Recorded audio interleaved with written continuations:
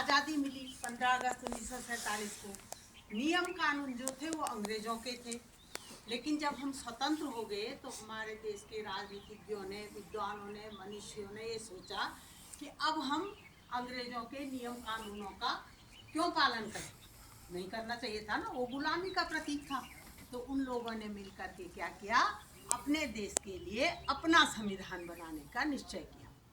2 वर्ष 11 माह और 18 दिन के परिश्रम के पश्चात हमारा संविधान लिखकर तैयार हो। ये संविधान 26 नवंबर 1949 को लिख करके आज के दिन तैयार हो गया था। इसकी जो प्रारूप समिति बनाई गई उसके अध्यक्ष थे डॉक्टर भीमराव अंबेडकर।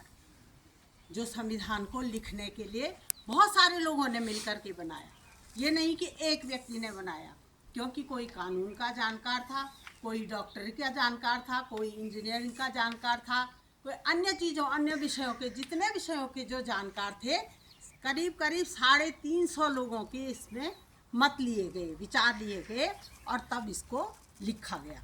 संविधान की जो मूल पुस्तक है वो लिखी है प्रेम बिहारी नारायण रायजादा ने।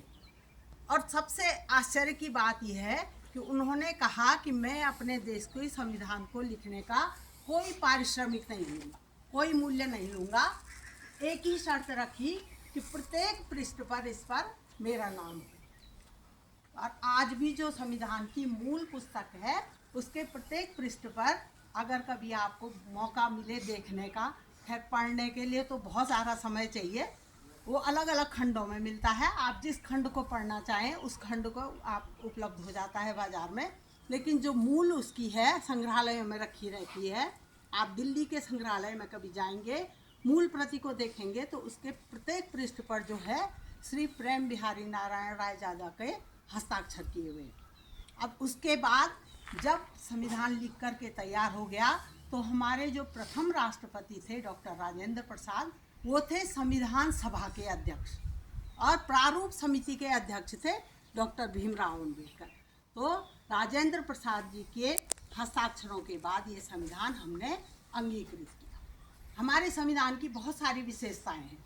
विभिन्न देशों के संविधानों का अध्ययन करके हमारे विद्वानों ने इसको लिखा। बहुत सारी विशेषताएं हैं, लेकिन इसमें 2 मुख्य विशेषताएं हैं। एक धर्मनिरपेक्षता और दूसरा मौलिक अधिकार। ये बहुत कम देशों में देखने को मिलता है। धर्मनिरपेक्षता का अर्थ आप समझते होंगे, जिस देश में सभी धर्मों को समभाव से देखा जाता है और सभी धर्मों को मानने वालों को रहने की, अपना धर्म का पालन करने की इजाज़त होती है। और दूसरा है हमारे जो मौलिक अधिकार हमको दिए गए हैं। हमारे संविधान ने नागरिकों को कुछ अधिकार दिए हैं, वो कहलाते हैं हमारा मौलिक अधिकार।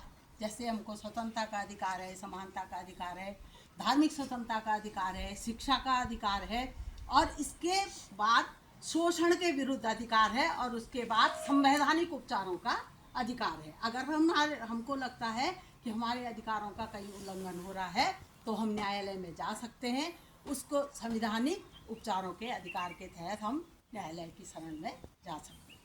तो आपने देखा होगा, आपकी सबकी जो राजनीति विज्ञान की या सामाजिक विज्ञान की जो पुस्तक है उसके पहले पृष्ठ पर एक उद्देशिका होती है। ये वाला पृष्ठ होता है, शायद मैंने शुरू में इसको लिखाया भी होगा आप लोगों को। तो ये होता है, इसमें प्रतिज्ञा की थी। जिन लोगों ने संविधान को तैयार किया उन लोगों ने ये प्रतिज्ञा उस समय ली थी, और ये प्रतिज्ञा इसमें लिखी हुई है ताकि आप भी इसको पढ़ें और समझें।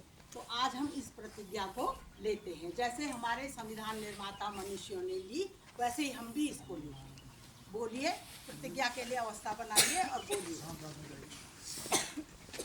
हम भारत के लोग भारत को एक संपूर्ण प्रभुत्व संपन्न समाजवादी पंथ निरपेक्ष लोकतंत्रात्मक गणराज्य बनाने के लिए तथा उसके समस्त नागरिकों को सामाजिक आर्थिक और राजनीतिक न्याय विचार अभिव्यक्ति विश्वास धर्म और उपासना की स्वतंत्रता, उपासना की स्वतंत्रता, प्रतिष्ठा और अवसर की समता, और अवसर की समता प्राप्त कराने के लिए, तथा उन सब में व्यक्ति की गरिमा और राष्ट्र की एकता और अखंडता सुनिश्चित करने वाली बंधुत्व बढ़ाने के लिए दृढ़ संकल्प होकर अपनी इस संविधान सभा में आज तारीख 26 नवंबर 1949 को एदत द्वारा इस संविधान को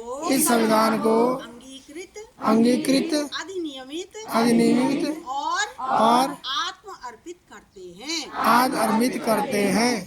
अब इससे आगे भी आपको संविधान के विषय में कुछ पेंटिंग और कुछ प्रतियोगिताएं आपकी होंगी।